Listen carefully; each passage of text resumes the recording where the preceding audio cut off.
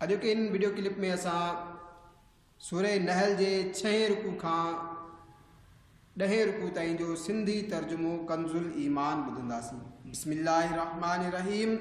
ऐं जिन अल्लाह जी वाट में पंहिंजो घर बार छॾियो मज़लूम थी करे, ज़रूर असां उन्हनि खे दुनिया में चङी जाइ ॾींदासीं ऐं बेशक आख़िरत जो सवाब घणो वॾो आहे।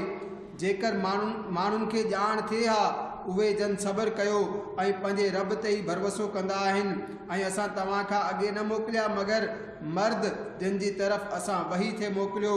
पोइ इल्म वारनि खां पुछी ॾिसो जेकॾहिं तव्हांखे इल्म न आहे रोशन दलील ऐं किताबनि सां। ऐं ए महबूब असां तव्हांजी तरफ़ हीअ यादगार नाज़िल कयो जीअं तव्हां माण्हुनि सां बयानु करियो जेकी उन्हनि जे तरफ़ नाज़िल थियो ऐं मन उहे ध्यानु कनि। पोइ छा जेकी माण्हू बुरियूं साज़िशूं सटिनि था हिन खां नथा डिॼनि त अल्लाह उन्हनि खे ज़मीन में दॿे छॾे या उन्हनि ते उतां अज़ाब अचे जितां उन्हनि खे ख़बर न हुजे, या उन्हनि खे घुमंदे फिरंदे पकड़े वठे जो उहे आजिज़ नथा करे सघनि, या उन्हनि खे नुक़सान ॾींदे ॾींदे गिरफ़्तार करे विझे। बेशक तव्हांजो रब निहायत महिरबान रहम वारो आहे। ऐं छा उन्हनि न ॾिठो त जेकी शयूं अल्लाह पैदा कयूं आहिनि उन्हनि जा पाछा सॼे खॿे झुकंदा आहिनि अल्लाह खे सजदो कंदे, ऐं उहे उन जी बारगाह में आजिज़ आहिनि। ऐं अल्लाह खे ई सजदो कंदो आहे जो कुझु आसमाननि में आहे ऐं जो कुझु ज़मीन में चुरंदड़ आहे। ऐं मलाइक ऐं उहे वॾाई न कंदा आहिनि, पंहिंजे मथां पंहिंजे रब जो ख़ौफ़ कंदा आहिनि ऐं उहो ई कंदा आहिनि जेकी उन्हनि खे हुकुम हुजे। ऐं अल्लाह फरमाए छॾियो आहे त ॿ ख़ुदा न ठाहियो, उहो त हिकु ई महबूद आहे, मूंखां ई ॾिजो ऐं उन्हीअ जो आहे जो कुझु आसमाननि ऐं ज़मीन में आहे ऐं संदसि ई फरमान बरदारी लाज़िम आहे। छा पोइ अल्लाह खां सवाइ कंहिं ॿिए खां डिॼंदो? ऐं तव्हां वटि जेका बि नेमत आहे सभु अल्लाह जे तरफ़ां आहे।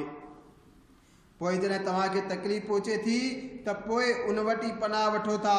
पोइ जॾहिं उहो तव्हांखां तकलीफ़ टारे छॾे थो तव्हां मां हिकिड़ो टोलो पंहिंजे रब सां शरीक ठाहिणु लॻे थो जो असांजे ॾिनल नेमतुनि ऐं नाशुक्री कनि। पोइ तव्हां थोरो नफ़ो वठी बीहो, पोइ जल्दी मालूम थींदो उन्हनि शयुनि जे लाइ जिन जी हिननि खे ॼाण न आहे। असांजे ॾिनल रोज़ी मां हिसो मुक़ररु कंदा आहिनि। ख़ुदा जो कसम तव्हां खां ज़रूरु पुछा थींदी जेकी तव्हां कूड़ घड़ींदा हुयो।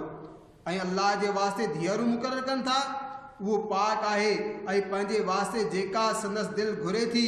ऐं जॾहिं उन्हनि मां कंहिंखे धीउ ॼमण जी ख़ुशख़बरी ॾिनी वञे त सारो ॾींहुं उनजो मुंहुं कारो रहे थो कावड़ जी हालत में, माण्हुनि खां लिकंदो फिरंदो आहे उन बिशारत जी बुराई जे सबबु। छा उनखे ख्वारीअ सां पाण वटि रखे या उनखे मिटी में पूरे छॾे? ख़बरदार निहायत ई बुछड़ो फ़ैसिलो कनि था जेकी आख़िरत ते ईमान नथा आणनि, उन्हनि जो बुरो हाल आहे। ऐं अल्लाह जो शान समूरनि खां बुलंद आहे ऐं उहो ई इज़त ऐं हिकमत वारो आहे। ऐं जेकॾहिं अल्लाह माण्हुनि खे उन्हनि जे ज़ुल्म ते पकड़ करे त न छॾे हा ज़मीन ते चुरंदड़ शइ, पर उन्हनि खे मोहलत ॾिए थो हिकु मुक़ररु वाइदे ताईं। पोइ जॾहिं उन्हनि जो वक़्तु ईंदो न हिकु घड़ी पुठिते हटी सघंदा न अॻिते वधी सघंदा। ऐं अल्लाह जे वास्ते उहो कुझु ठाहिनि था जेको पंहिंजे वास्ते पसंदि नथा कनि, ऐं उन्हनि जी ज़बान कूड़ ॻाल्हाए थी त उन्हनि जे वास्ते चङाई आहे। पाण ई थी पियो यकीनन उन्हनि जे वास्ते बाह आहे ऐं उहे हद खां टुपायल आहिनि। ख़ुदा जो कसम असां तोखां अॻे घणनि ई उम्मतुनि जे तरफ़ रसूल मोकिलिया, पोइ शैतान संदन करतूत संदन नज़र में चङा करे करे ॾेखारिया। पोइ अॼु उहो ई उन्हनि जो साथी आहे ऐं उन्हनि जे वास्ते दर्दनाक अज़ाब आहे। ऐं असां तो ते हीअ किताब न लाथो मगर हिन लाइ त तूं माण्हुनि ते वाज़े करे छॾी जंहिं ॻाल्हि में इख़्तिलाफ़ कनि, ऐं हिदायत ऐं रहमत ईमान वारनि जे वास्ते। ऐं आसमान खां अल्लाह पाणी लाथो, पोइ उन सां ज़मीन जीआरियाई उन जे मरी वञण खां पोइ। बेशक उन में निशानी आहे उन्हनि जे वास्ते जेकी कन रखनि था। ऐं बेशक तव्हांजे वास्ते चौपाइनि में इबरत हासिल थियण जी जाइ आहे। असां तव्हांखे प्यारींदा आहियूं उन्हीअ शइ मंझां जेका उन्हनि जे पेट में आहे, छेणे ऐं रत जे विचां ख़ालिस खीर निड़ीअ मां आसानी सां वेंदड़ पीअंदड़नि जे वास्ते ऐं खजिन ऐं अंगूरनि जे मेवनि मां जो उन्हनि मां नबीज़ बिना नशे रुब ठाहींदा आहियो ऐं चङो रिज़्क़ बेशक उन में निशानी आहे अक़ल वारनि जे वास्ते। ऐं तुंहिंजे रब इल्हाम कयो माखीअ जी मख जी तरफ़ त तूं जबलनि में घर ठाह ऐं वणनि में ऐं छतनि में पोइ हर क़िस्म जे मेवनि मां खाओ ऐं पंहिंजे रब जे रस्तनि ते हल जो तुंहिंजे वास्ते नरम ऐं आसान आहिनि। उन जे पेट मां पीअण जी हिकु रंग बरंगी शइ निकिरे थी जंहिंमें माण्हुनि जे वास्ते तंदुरुस्ती आहे। बेशक उन में निशानी आहे ध्यानु कंदड़नि जे वास्ते। ऐं अल्लाह तव्हांखे पैदा कयो पोइ तव्हांजो साह कब्ज़ कंदो ऐं तव्हां मां को बि न नाक़िस उमिरि जे तरफ़ मोटायो वञे थो जो ॼाणण खां पोइ कुझु न ॼाणे। बेशक अल्लाह सभु कुझु ॼाणंदो सभु कुझु करे सघंदो आहे। ऐं अल्लाह तव्हां मां हिकिड़नि खे ॿियनि ते रिज़्क़ में फज़ीलत ॾिनी पोइ जिन खे वॾाई ॾिनाई से पंहिंजो रिज़्क़ पंहिंजनि ॿाननि ऐं ॿानियुनि जी तरफ़ फेराईंदड़ न आहिनि जो उहे समूरा उन में बराबरि थी वञनि। पोइ छा अल्लाह जी नेमत खां इनकार कनि था। ऐं अल्लाह तव्हांजे वास्ते तव्हांजे जिन्स मां औरतूं पैदा कयूं ऐं तव्हांजे वास्ते तव्हांजे ज़ालुनि मां पुट पोटा ऐं ॾोहिटा पैदा कयाई ऐं तव्हांखे सुठियुनि शयुनि मां रोज़ी ॾिनाई।